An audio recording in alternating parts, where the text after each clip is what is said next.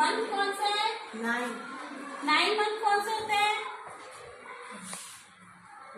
जल्दी बताओ। अगस्त होते हैं 9 मंथ।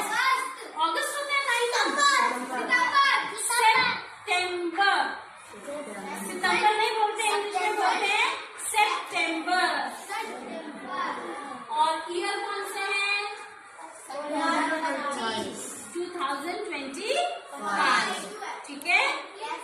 आज हम जो पढ़ने वाले हैं वो कुछ हम पढ़ने वाले हैं इसके बारे में है फोनिक्स। फोनिक्स क्यों जरूरी है?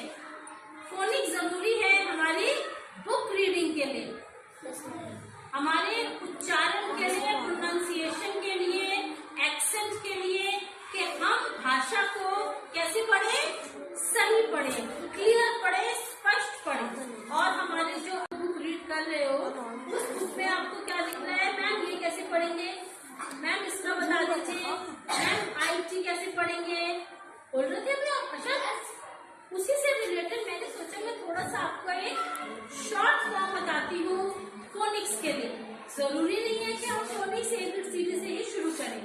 आज हम पढ़ने वाले हैं केवल ओनली कुछ ही ध्वनि जो हमारे अक्षर की होती है। ये क्या है? ये क्या है? ये क्या है? ये क्या है? ये क्या है?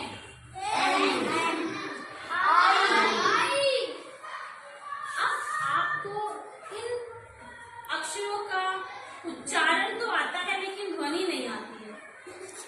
हम इसे लिखते तो S है, लेकिन इसकी जो ध्वनि है वो होती है, क्या होती है? हम इसे S नहीं बोलेंगे, लिखेंगे S, लेकिन जब हम इसकी ध्वनि निकालेंगे तो क्या होगी?